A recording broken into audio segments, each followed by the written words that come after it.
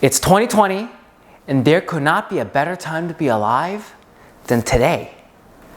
Now, I know the world's falling apart, everyone's going crazy, defunding the police, but we've seen this before, right? There's revolutions in the 1800s, in the 1900s, this getting rid of authority thing. It's almost like the Cultural Revolution in China. So we've seen this before, we're gonna get over this. But before we do, there's some questions we do need answers for today before we really can see if an investment is worthy. Because otherwise, we're really not making an informed decision. We're taking unknown risks, which some people can handle and can stomach and realize there's massive rewards beyond that. So today, I'm gonna go over some of those questions today that you should have answers for in order to make an informed decision.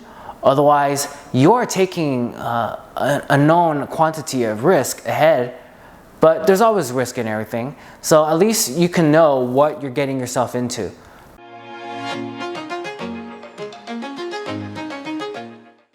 Number one is the vacancy factor. Every time you underwrite a property, before you make an investment, you have to have a vacancy factor, right? Whether that's 5%, 10%, there's some set numbers people say you should have.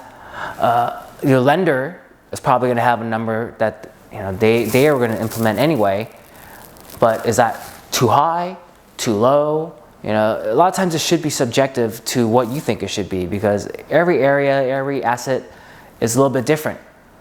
Now, especially for multifamily, with all the people that had rent relief, and that's about to end, and we may see massive evictions going on, or we may see, like City of LA, they went ahead and had millions set aside for rent relief for their renters.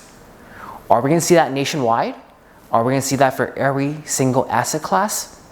I don't know, but that's a question we do need answers for in order to properly underwrite an investment. Number two, it's really related to the vacancy factor as well, is cap rates, right? If you have a higher vacancy factor, lower vacancy factor, that definitely affects your cap rate. What I'm saying is, what should the exit cap be when you sell your investment? We don't know, actually. Well, we know from the past, but we don't know going forward what it should be. So any cap rate you're taking on right now when you purchase or you sell, it's subject to potentially massive change as we move forward. And to pile on to the cap rate is the 10-year treasury yield. Right? Last time I checked, it's about 0.7%, give or take. And what's really going on with that also is the Feds are buying a lot of it. Right? So we're not even having true price discovery with the 10-year treasury yield. And that's traditionally the safety rate. Right? There's a correlation between the 10-year treasury yield and cap rates, supposed to be. So is there going to be a divergence between that? What if the 10-year treasury yield goes down to 0.1? Are cap rates going to go down? Or if it moves up higher, who knows, maybe 2, 3, 4%, does that mean cap rates are going to be higher? Well, higher cap rates will lead to a lower price because you need a lower price to get the higher cap rate.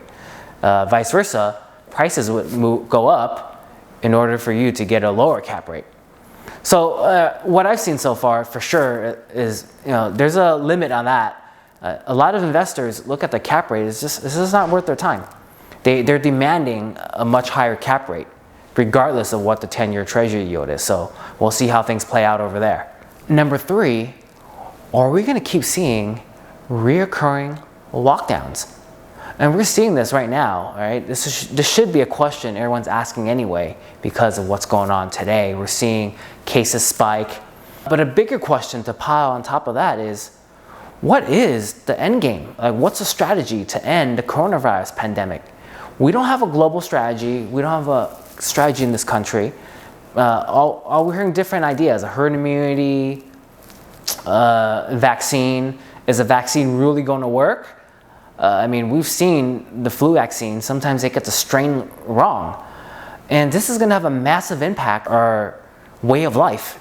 And when you have a massive impact on that, we're going to have different needs, and that's going to affect real estate investments.